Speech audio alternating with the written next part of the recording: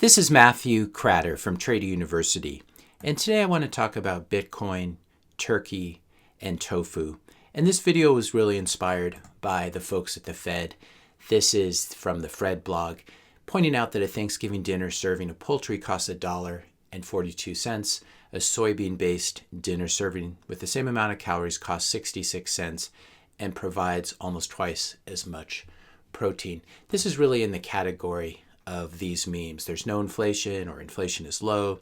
Inflation might be rising, but it's just transitory. Inflation is good. And I would add a panel to this, which is that there's no inflation if you downgrade your lifestyle. If we go back and look at what people ate in 1900, you could get steak for 13 cents a pound.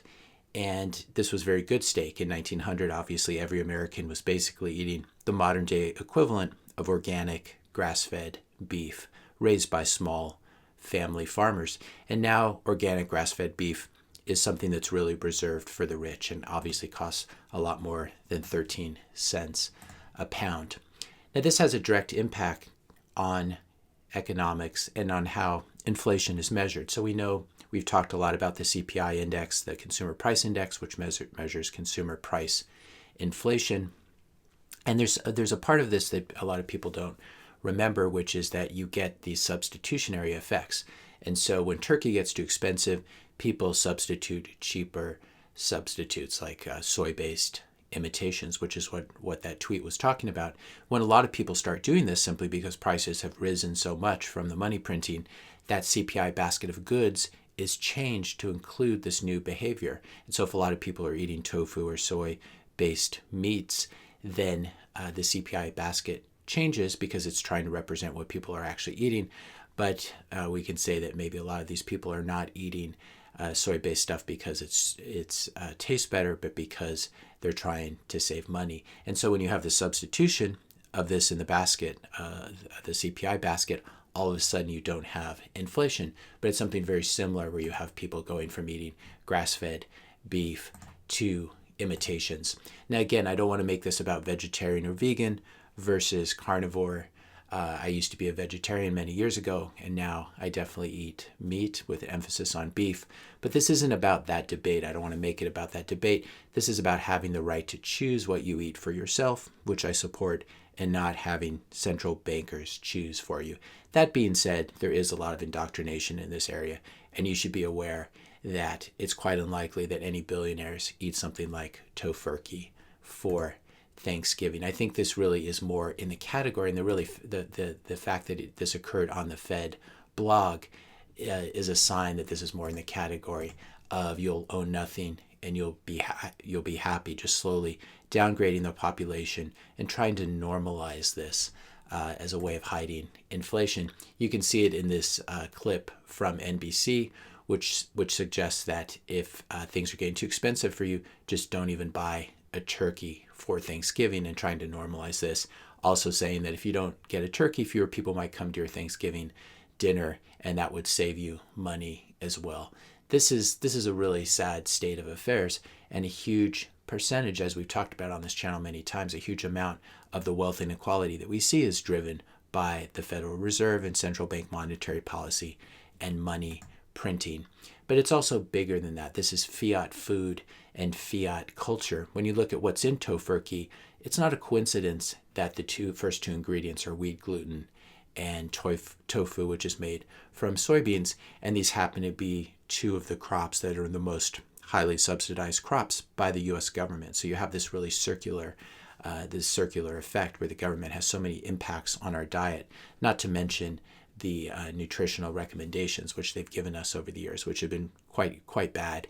For example, I remember in elementary school in the 70s being very happy to learn that I could have 2 of my dairy servings from ice cream. They were actually teaching this in the school.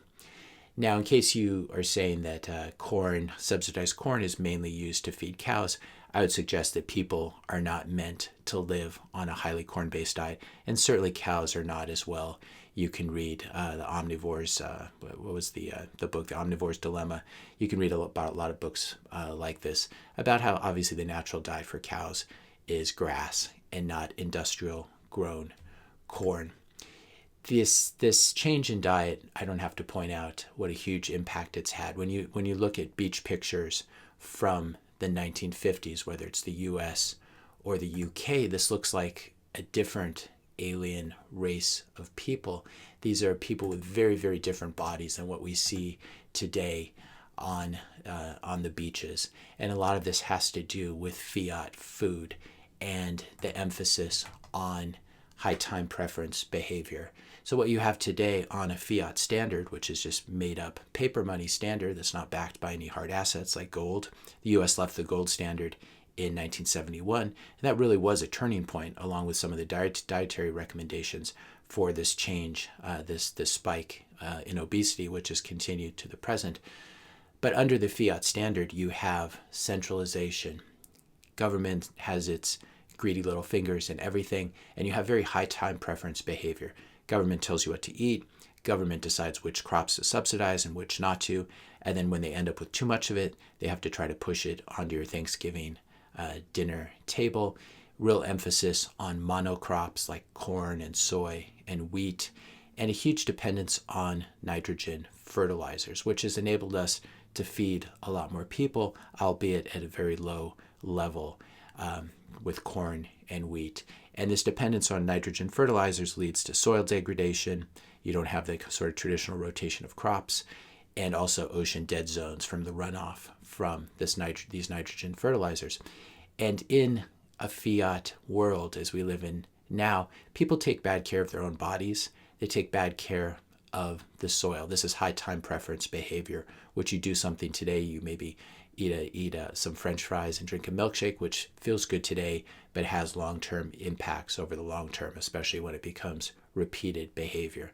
Under a Bitcoin standard, it would be very much like a return to the gold standard in terms of the culture of the people, more decentralization, and more low time preference behavior. Small family farms, you treat the soil right because you're planning on passing on your farm to your children and your grandchildren, so you don't want to just maximize profits while destroying the soil and being dependent on nitrogen fertilizers. Also, low time preference behavior, taking care of your body, focusing on your future body instead of just present pleasures.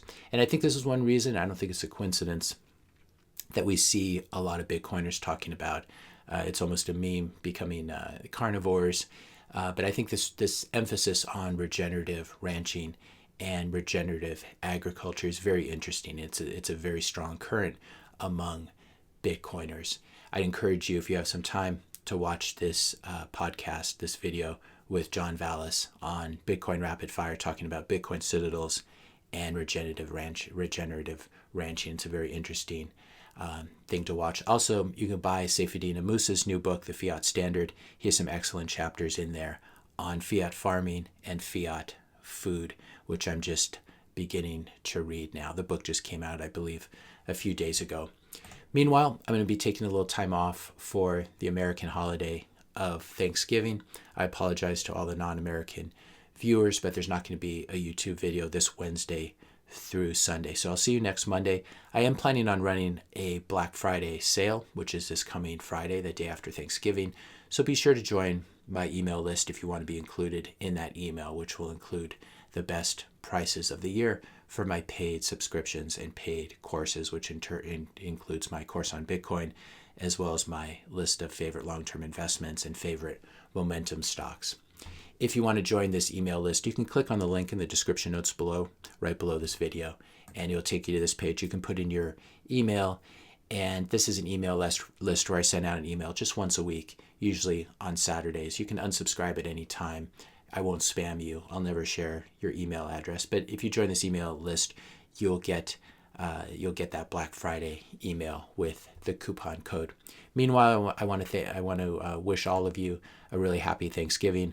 I'm very thankful for my Trader University channel subs and viewers, and I hope you all have a blessed time with your family and friends this Thanksgiving if you're going to be celebrating it. If you found this video helpful, be sure to hit that subscribe and like button. Hit the notification bell if you want to be notified when I publish my next video. Let me know your questions and comments in the comment section below. And I'll look forward to seeing you guys next Monday. Have a great Thanksgiving.